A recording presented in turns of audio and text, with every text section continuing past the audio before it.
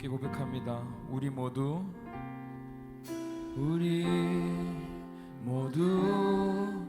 예배하는 자 되어 온전히 영과 진리로 주를 예배하자. 주가 우리와 함께 영원히 함께 하시고 마르지 않는 샘물로 우리 채우시리. 모두 예배하는 자 되어 온전히 영과 진리로 주를 예배하자. 주가 우리와 함께 영원히 함께 하시고 마르지 않는 샘물로 우리 채우시리라.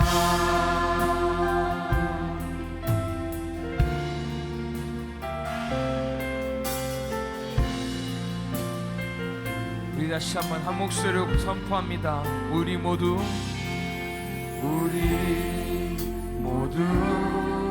예배하는 자 되어 온전히 영과 진리로 주를 예배하자.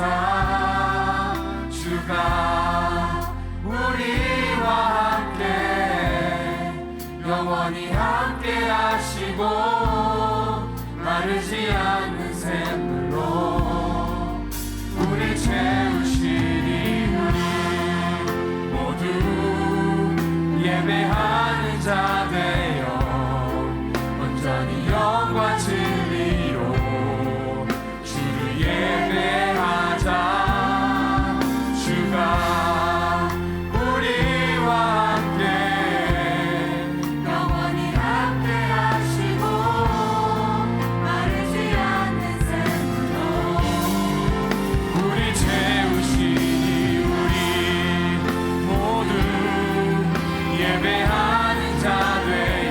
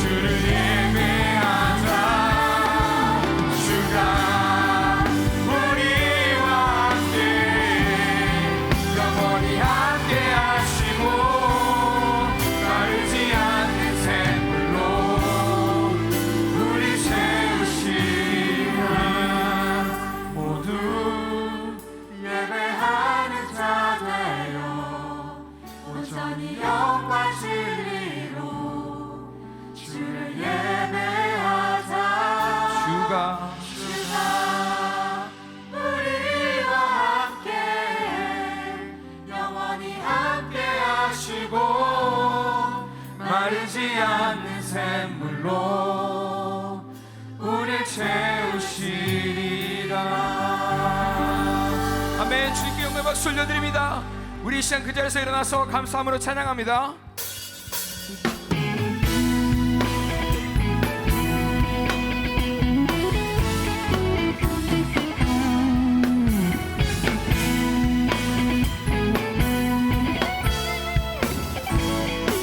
여호와를 즐거이 불러, 여호와를 즐거이 불러, 기쁨으로 주께 나가리. 여호와 하나님은 주의 백성 이루시는 자니. 다시 한번 여호와를 즐거이 불러, 여호와를 즐거이 불러, 기쁨으로 주께 나가리. 여호와 하나님 난 주의 백성 기르시는 양이라. 감사함으로 주를 높이며 그 문에 들어가서 찬송함으로 그 이름을 송축할지. 감사함으로 주를 높이며 그 문에 들어가서 찬송함으로 주 이름을 송축할지어다. 다시 한번 여호와를 즐거이 불러, 여호와를 즐거이 불러, 기쁨으로 주께 나가리. 여호와 하나님 나 주의 백성 기르시는 양이라. 여호와를 즐거이 불러, 기쁨으로 주께 나가리. 여호와 하나님 난 주의 백성 기르시는 양이라. 감사함으로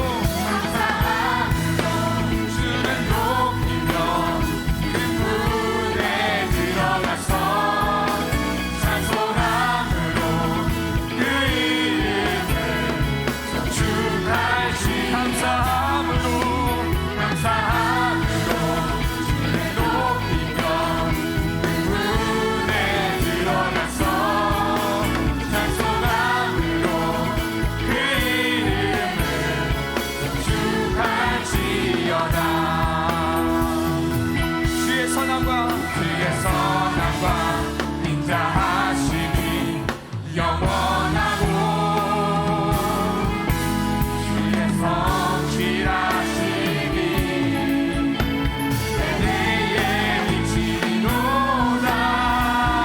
목소리로 감사함으로 주를 높이며 그 문에 들어가서 찬송함으로 그 이름을 송축할지어다. 감사함으로 주를 높이며 그 문에 들어가서 찬송함으로 그 이름을 송축할지어다. I will give you all my worship. I will give you all my praise. You alone I long to worship. You alone are worthy of my praise. I will worship. I will worship with all of my heart. I will praise you with all of my strength. I will seek you all of my days, and I will follow all of your ways. I'll give you all my worship. I'll give you all my praise. You alone I long to worship. You alone are worthy of my praise. I will bow down. I will bow down and hear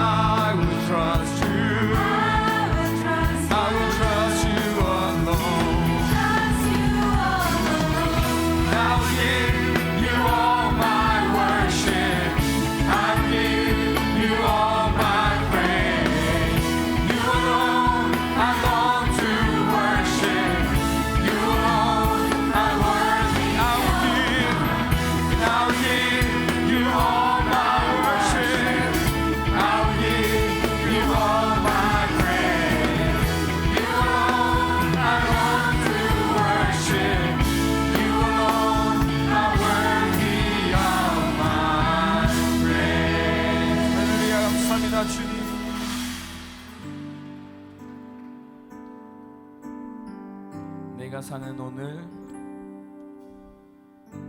내가 사는 오늘 걸어가는 이 길, 당신의 뜻 안에 날 세우셨으니 인생의 바람에 내 삶은 들려도 주님의 손에 모두 다 맡기네. 힘겨운 시간을 견딜 수 있는 건 주의 은혜로만 설명할 수 있네. 이전에 보이신 신실하신 은혜, 여전히 내 삶을 주의 손으로 살게 하시네. 작은 나를 통하여 크신 주 일하시네. 하늘 아래 인생 주관하시네. 위기 앞에 내 눈은 선명히 주를 보리. 완전하신 사랑 그 안에 나 거하네. 다시 처음부터 찬양합니다. 내가 사는 오늘, 내가 사는 오늘 걸어가는 이 길, 당신의 뜻 안에, 당신의 뜻 안에 날 세우셨으니 인생의 바람에 내 삶은 들려도 주님의 손에 모두 다 맡기네. 힘겨운 시간을 견딜 수 있는 것 오직 주님의 은혜로만 설명할 수 있네. 이전에 보이신 신실하신 은혜, 여전히 내 삶을 주의 은혜로 살게 하시네. 작은 나를 통하여 크신 주 일하시네. 하늘 아래 인생 주관하시네. 위기 앞에 내 눈은 선명히 주를 보리. 완전하신 사랑 그 안에 나 거하네. 다시 한번 작은 나를 통하여 크신 주 일하시네. 하늘 아래 인생 주관하시네. 위기 앞에 내 눈은 선명히 주를 보리. 완전하신 사랑 우리 시간에 두 손 들고 마지막으로 선포합니다. 작은 나를 통하여, 작은 나를 통하여 크신 주 일하시네. 하늘 아래 인생 주관하시네. 위기 앞에 내 눈은 선명히 주를 보리. 완전하신 사랑 그 안에 나고. 완전하신 사랑,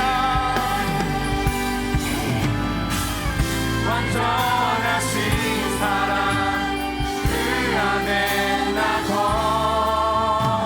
거하네. 오늘 우리에게 주시는 하나님의 귀한 말씀은 에베소서 6장 1절로 3절의 말씀입니다.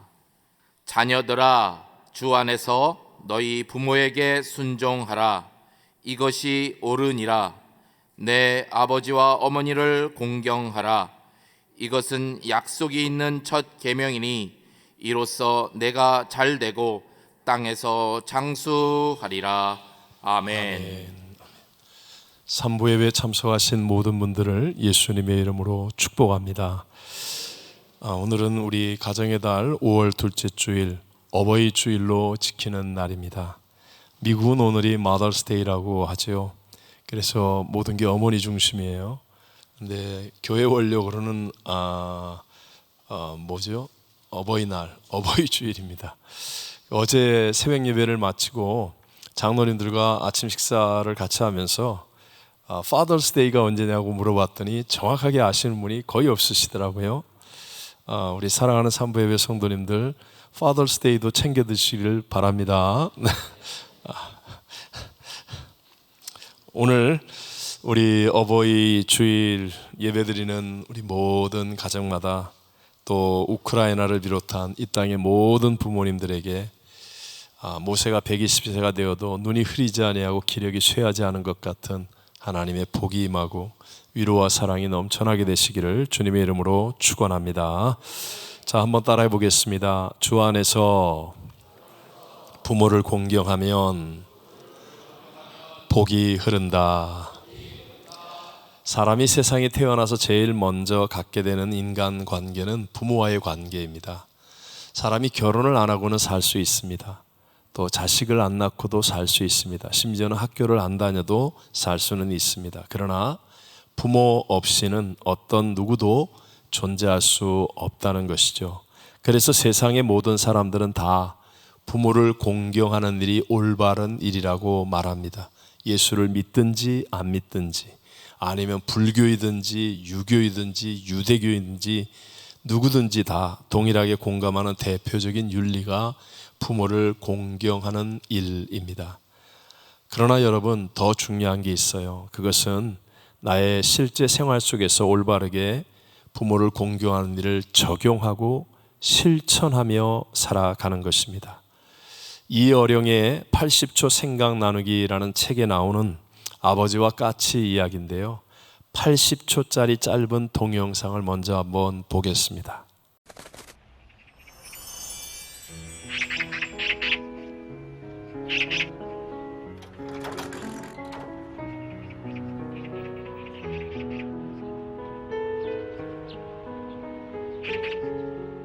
얘야, 저 새가 무슨 새냐? 까치요.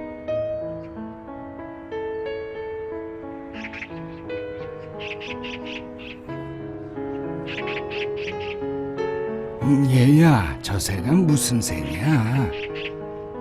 까치라니까요.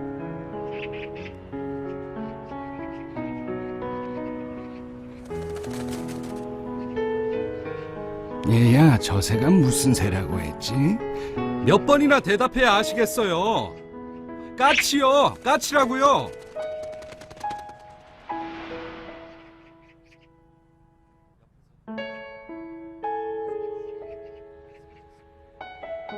아범아, 너는 어렸을 때 저게 무슨 새냐고 100번도 더 물었다.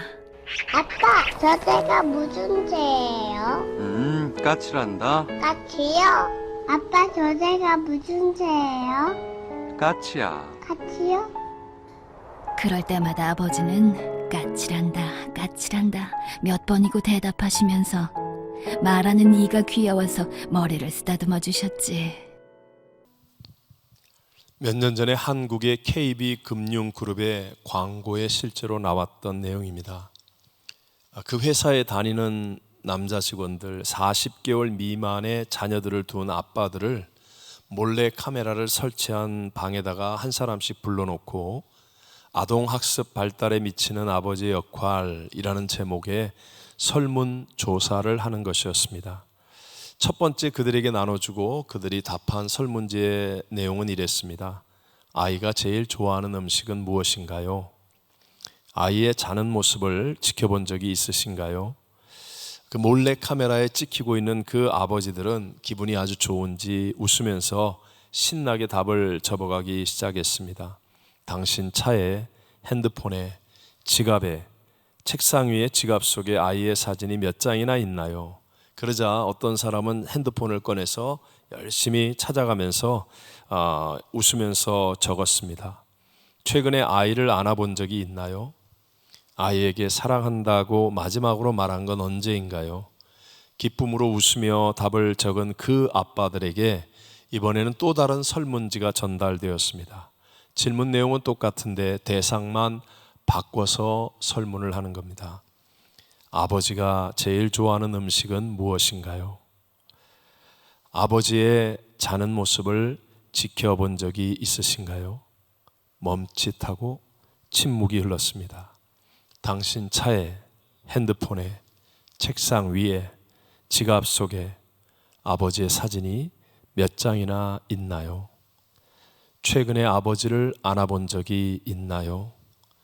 더 이상 말을 하지 못하고 흐느끼기 시작했습니다.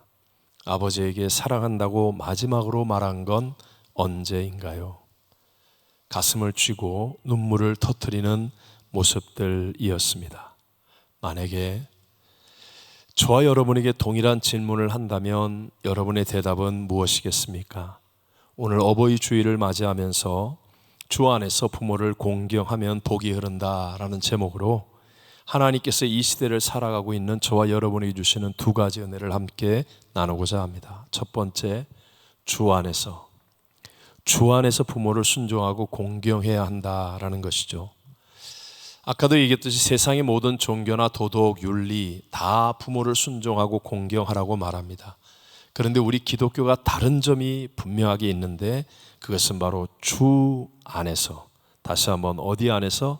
주 안에서 부모를 순종하고 공경하는 것입니다. 함께 1절 말씀을 다 같이 읽어보겠습니다. 자녀들아, 주 안에서 너희 부모에게 순종하라. 이것이 옳으니라. 그렇다면 이 중요한 주 안에서라는 이 말의 의미가 무엇이겠습니까? 당연히 주님은 저와 여러분과 하나님 사이를 가로막고 있는 죄의 담을 허물기 위해 죄사함의 길을 열기 위해 이 땅에 오셨습니다. 그래서 십자가에서 죄의 값 사망을 지불하고 죽으셔야 했지요. 그리고 사망 권세를 이기고 부활 승리하여서 우리에게 영생 천국을 허락하여 주신 것입니다. 두 가지 큰 의미가 있습니다. 그 첫 번째가 주 안에서라는 말은 내 허물과 죄가 주님의 은혜로 용서받고 영생 지옥에 갈 수밖에 없었던 내가 주님의 은혜로 구원받은 천국 자녀가 된 것을 잊지 말고 그 은혜 속에서 부모를 순종하고 공경하라라는 말씀인 것입니다. 자, 설명을 해볼게요. 첫사람 아담과 하와가 하나님 말씀을 불순종하고 범죄함으로 모든 인류는 다 죄와 사망의 종이 되어버리고 말았습니다. 그래서 이 육신의 호흡이 끝나면 단 한 사람의 예외도 없이 다 영생, 영벌, 지옥에 가야만 하는 절망적인 존재가 된 것이에요. 성경 로마서 3장 23절에 말씀하듯이 모든 사람이 죄를 범하였음에 하나님의 영광이 이르지 못한다라는 말씀대로 그 이후로부터 세상에서는 완벽한 부모, 완전한 가정은 없어지고 말았습니다. 첫 번째 살인 사건이 최고의 환경이었던 에덴 동산에서 첫사람 아담과 하와의 자녀 형 카인이 동생 아벨을 돌로 쳐 죽이는 것인 것처럼 그 이후로 모든 사람의 가정에서는 다 갈등이 있고 문제가 있고 상처를 받고 살아갈 수밖에 없게 된 거예요. 특별히 우리 자녀들은요, 우리 가정에서 부모님과 함께 살면서 부모님의 부족함과 문제되는 삶 또는 잘못된 행동, 왜곡되고 모난 성격, 위선적인 모습들 다 보고 자랄 수밖에 없어요. 자녀들은 어디 딴 데 갈 수가 없잖아요. 따로 나가 살 수가 없잖아요. 피할 길이 없이 꼼짝없이 그 모든 영향을 직접적으로 다 받을 수밖에 없는 존재가 자녀였습니다. 하지만 여러분 기억하세요. 그것은 특별히 우리 부모님들이 나쁜 사람이어서가 아니라 그냥 보통 사람이기 때문에 그런 것이다 라는 사실을 여러분 아셔야 합니다. 종종 자녀들이 어렸을 때 나는 부모님께 이런 상처를 받았다고, 아빠에게 엄마에게 이런 상처를 받았다고 이야기를 하면 부모님들이 당황해야 합니다. 심지어는요, 아니 뭘 그런 것 가지고 상처를 받았다고 그래, 언짢아 하거나 아니면 야단을 치기도 합니다. 왜 그런지 아십니까? 그것은 부모님들이 의도적으로 상처 주려고 한 것이 아니었기 때문에 자기는 전혀 모르는 일이었기 때문에 그냥 살았는데 그것이 상처가 되었기 때문에 사실은 부모님이 자녀에게 상처 주려는 마음이 조금도 없이 그냥 살았는데도 불구하고 우리 자녀들은 상처를 받게 되는 이유가 바로 죄성을 가진 우리 가정의 모습 그리고 한계라는 것입니다. 여러분, 그런 식으로 따지면 우리 젊은 사람들 자녀들은요, 부모님에게 상처 준 거 다 기억하고 계십니까? 자녀들은 부모님에게 자기가 뭘 잘못했는지 다 알기나 하겠습니까? 예를 들어서 사람은 갓난아기 때 자기가 알아서 밥 먹습니까? 자기가 알아서 똥기저귀 갈고, 자기가 알아서 약 먹고 병원 가고, 자기가 알아서 씻고 목욕하고, 자기가 알아서 다 했습니까? 부모님이 자기를 돌봐주지 않았다고 한다면 지금 여기 살아있을 사람 아무도 없거든요. 만약에 그때 당시에 우리 부모님이 가난했다면 다른 사람들보다 훨씬 더 큰 희생과 사랑을 베풀어야만 내가 살아날 수 있었다는 이야기도 되는 거예요. 여러분, 그런 수많은 과정 가운데서 자녀되었던 우리들이 얼마나 많이 부모님들에게 상처를 주었을지 아십니까? 얼마나 많이 부모님을 힘들게 했고 당황해 가겠고 어렵게 했을지 여러분 아십니까?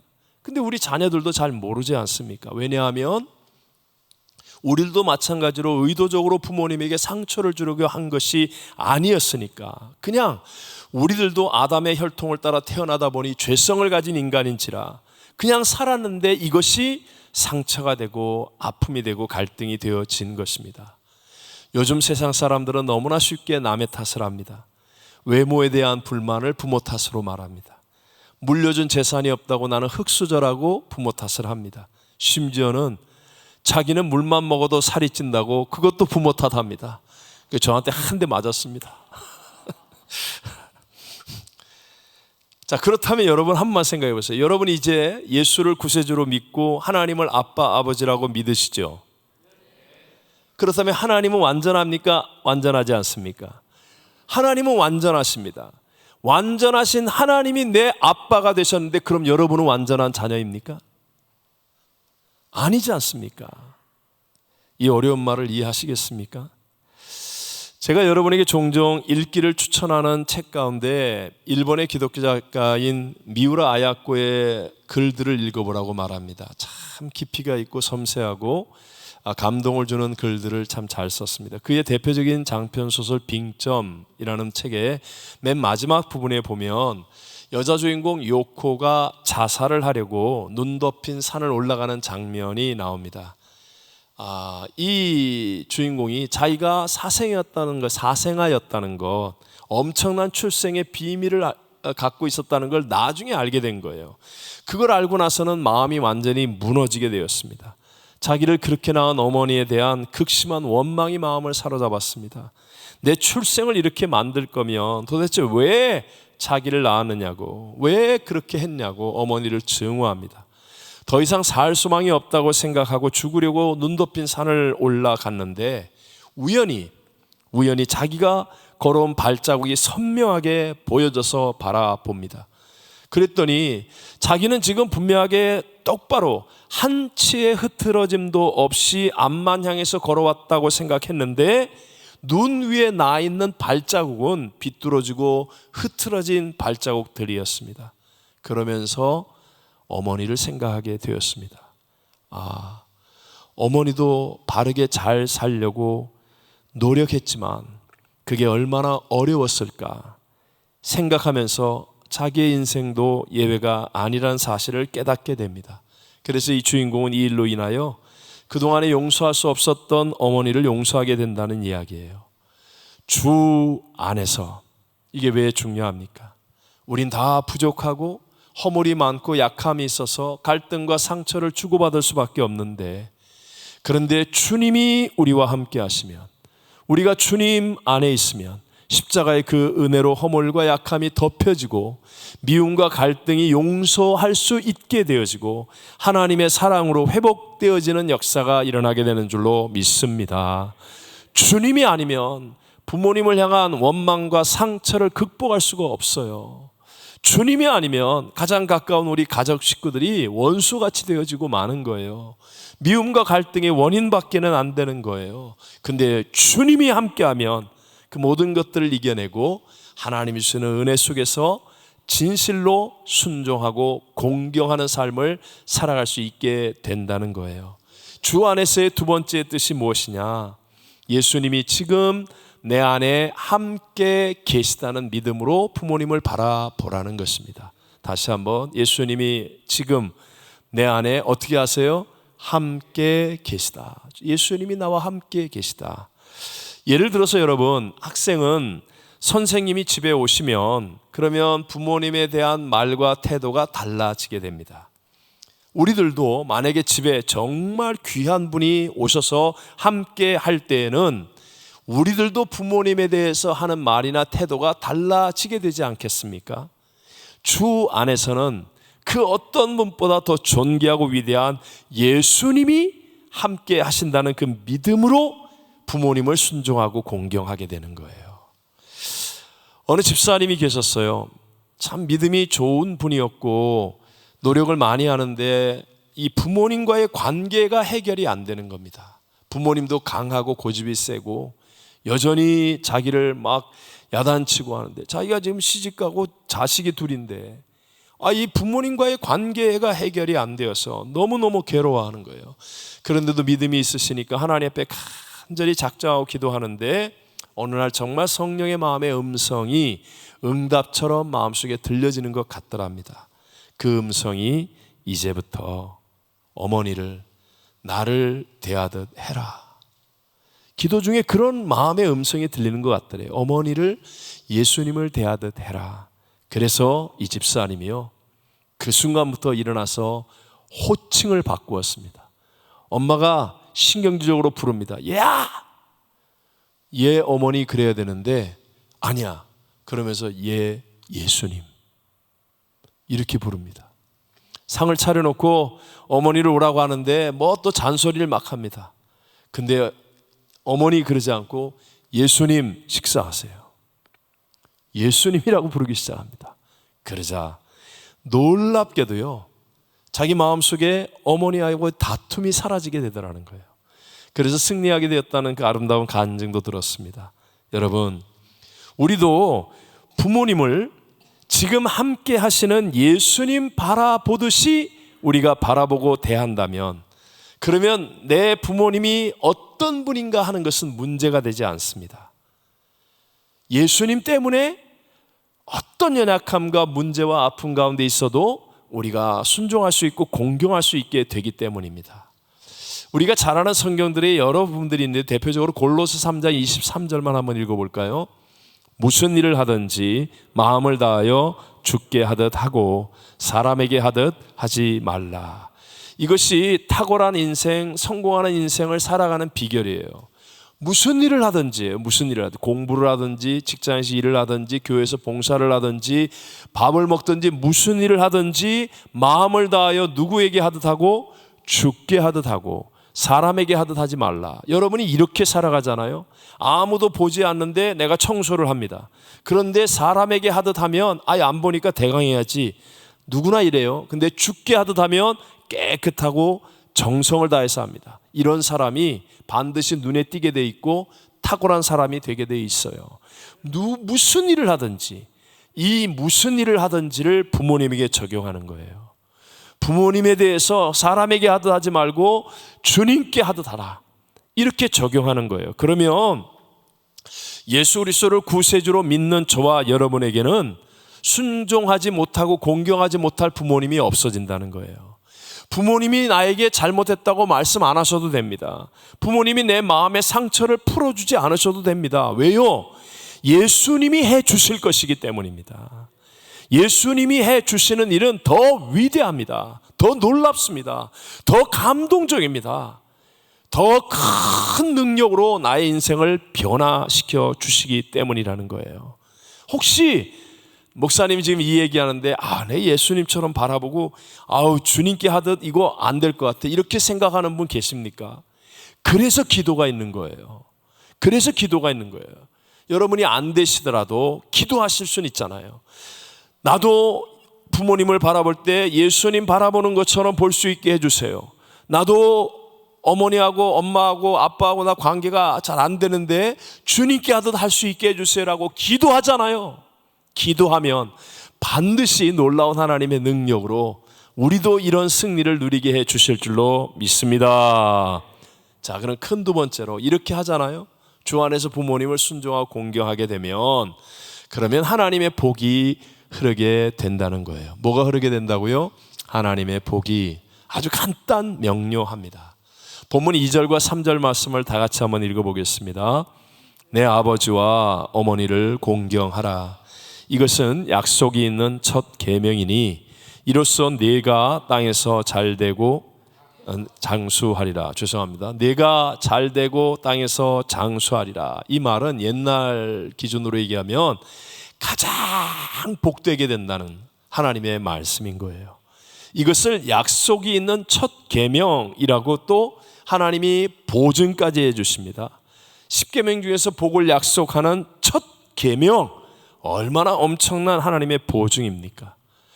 아까도 얘기했지만 우리가 상식선에서는요, 부모를 순종하고 공경하는 것이 당연한 일이라는 거예요. 모든 종교와 모든 인종을 뛰어넘어 다 그것을 당연하게 여기는 것인데도 불구하고 왜 하나님께서는 성경에 보증까지 하시면서 굳이 복을 약속하여 말씀하신 것이겠습니까? 그것은 죄인된 저와 여러분의 본능이라는 것은요, 부모님을 순종하고 공경하는 것이 쉽다, 어렵다?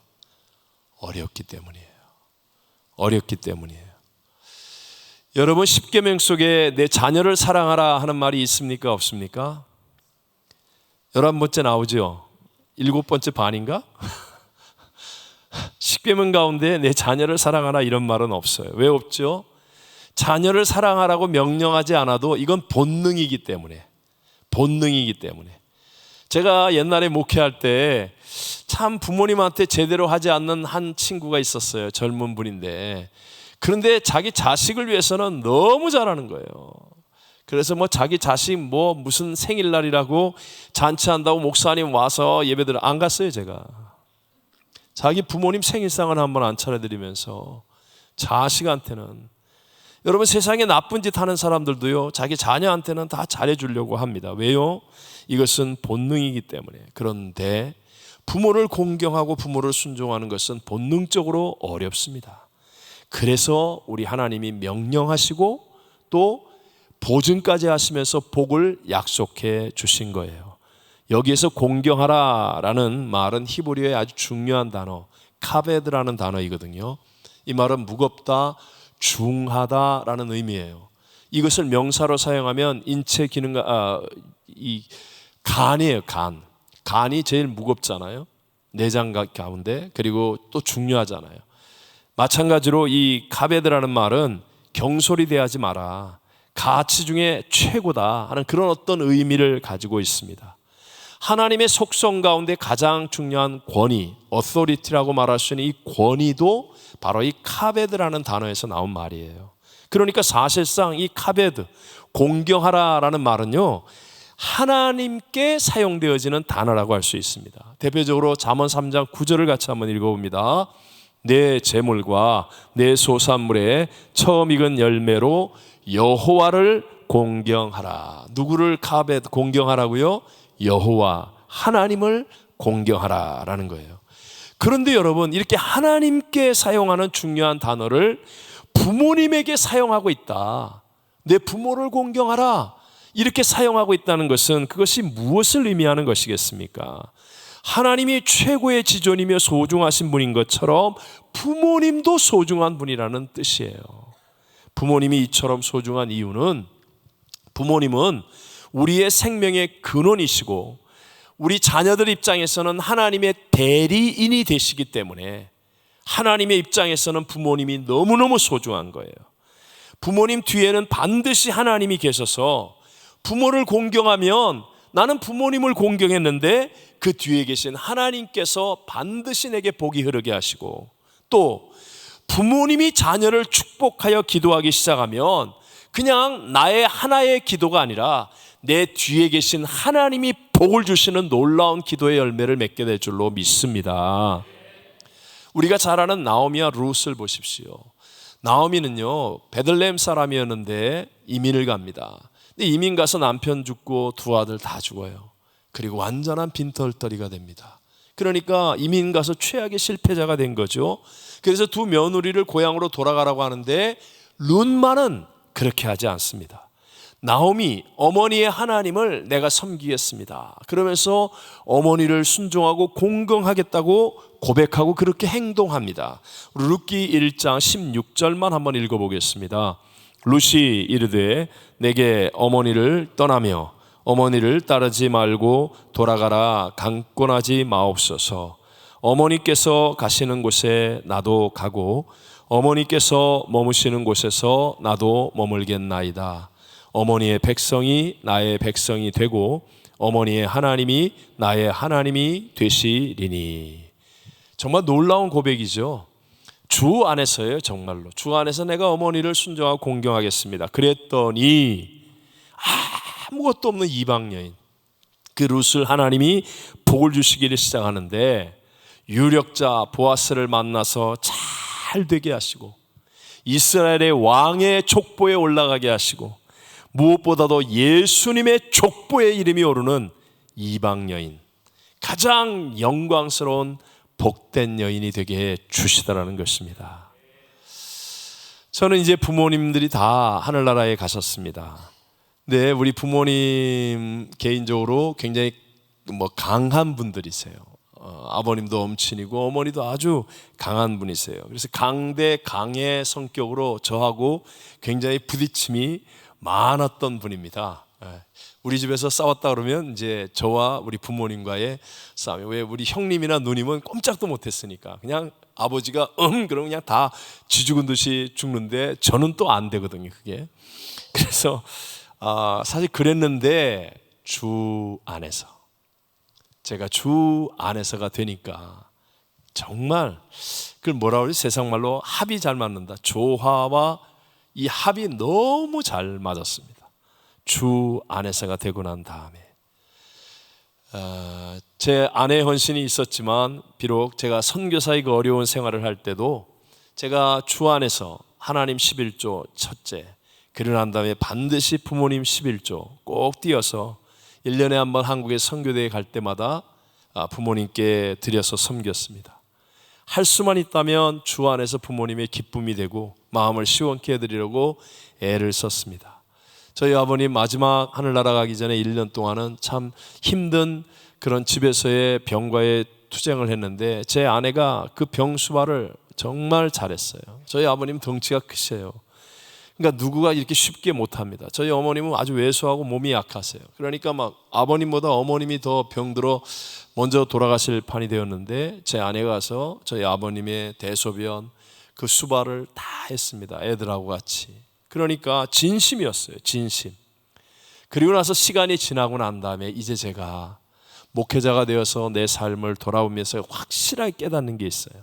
저희 부모님에게도 장점과 단점이 있겠죠.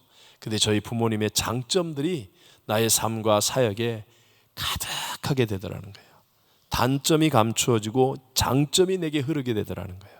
그리고 하나님이 정말 좋은 쪽으로 놀랍게 역사해 주시는 것을 경험하는데 이것이 다 부모님 때문이다. 주저하지 않고 이게 믿어지는 거예요.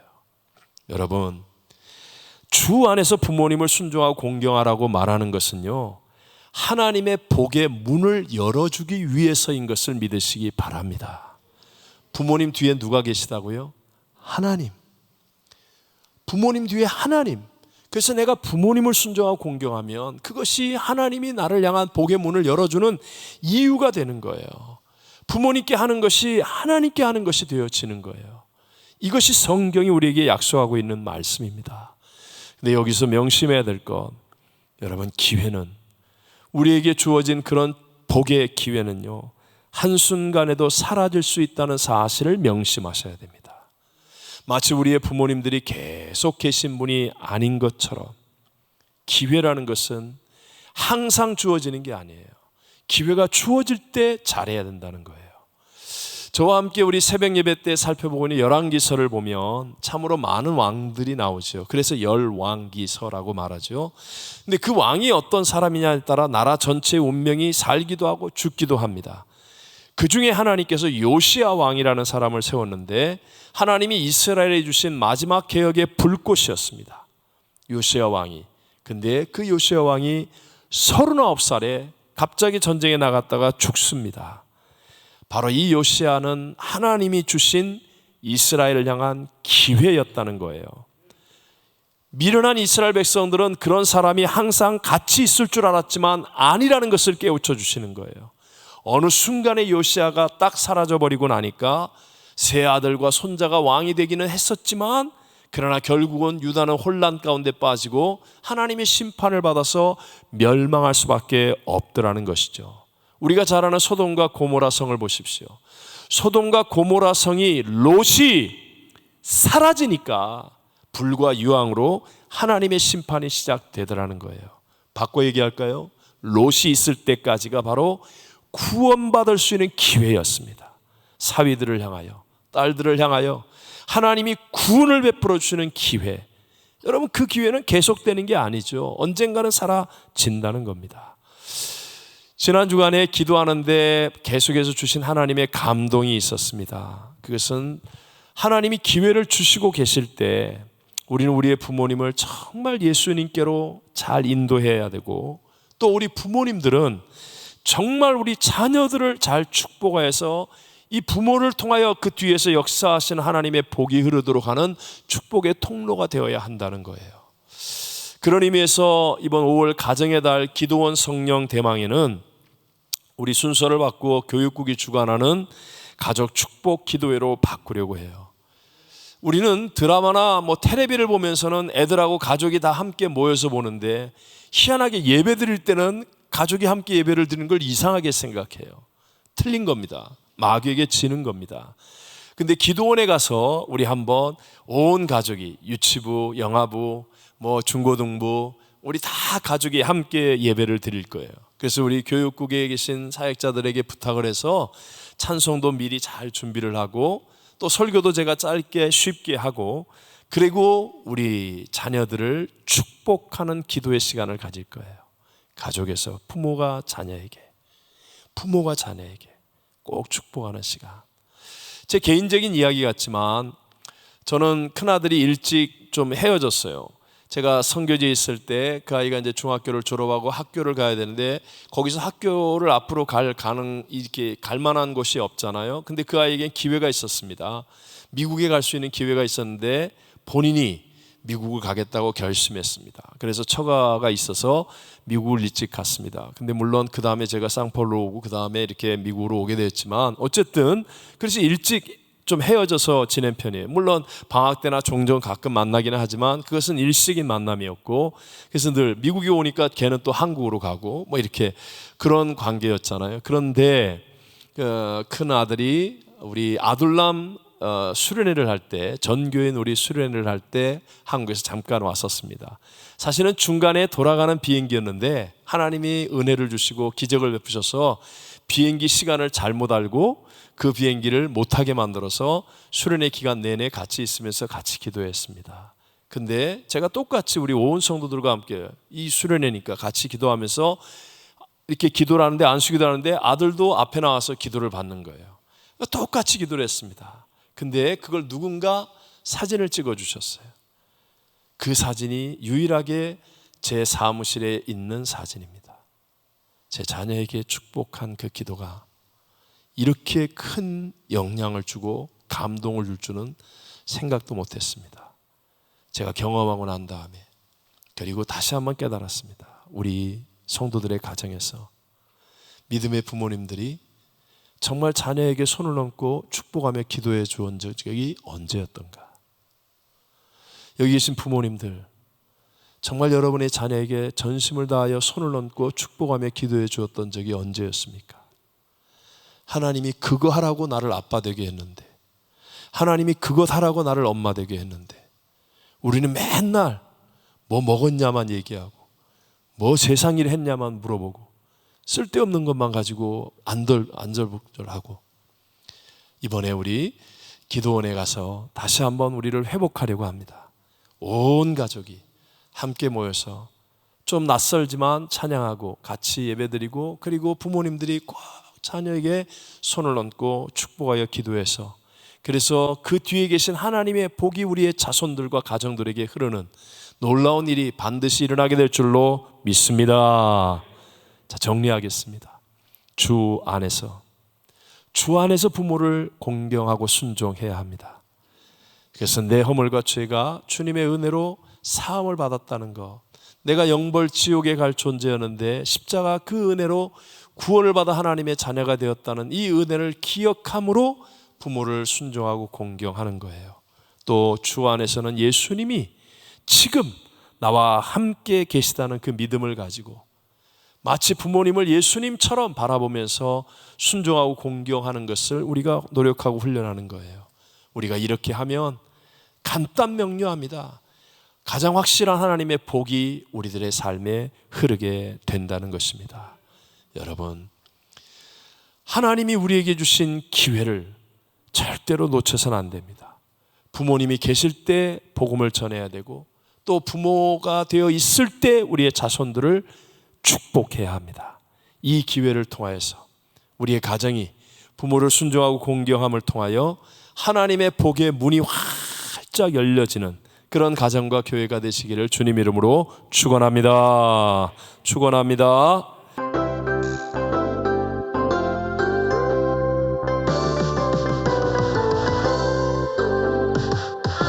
하나님이 나에게 예쁜 엄마 주셨죠. 하나님이 나에게 멋진 아빠 주셨죠. 하나님 거두신 우리 가족 엄마 아빠 사랑해요. 하나님 사랑하는 우리 가족 하나님을 사랑해요. 하나님이 나에게 예쁜 엄마 주셨죠. 하나님이 나에게 멋진 아빠 주셨죠. 하나님 거두신 우리 가족 엄마 아빠 사랑해요. 하나님을 사랑하는 우리 가족 하나님을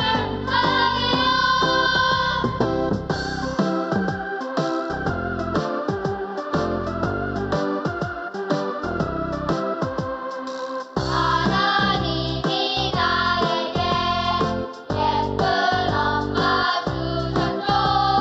하나님이 나에게 멋진 아빠 주셨죠. 하나님 거두신 우리 가족 엄마 아빠 사랑해요. 하나님을 사랑하는 우리 가족 하나님을 사랑해요. 하나님 거두신 우리 가족 엄마 아빠 사랑해요. 하나님을 사랑하는 우리 가족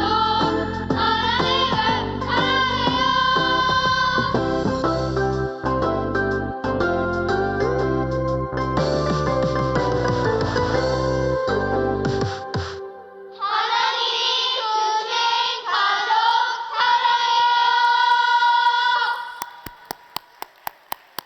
지금은 우리 구주 예수 그리스도의 무한하신 은혜와 하나님 아버지의 영원하시며 변치 않은 사랑하심과 보혜사 성령 하나님 충만하심이 오늘 예배드리는 모든 성도들 위해, 이 땅의 부모님들 위해, 열품 중 열방을 품고 중보기도 하는 선교사님들과 선교지 위에 영원토록 함께 계실지어다. 아멘.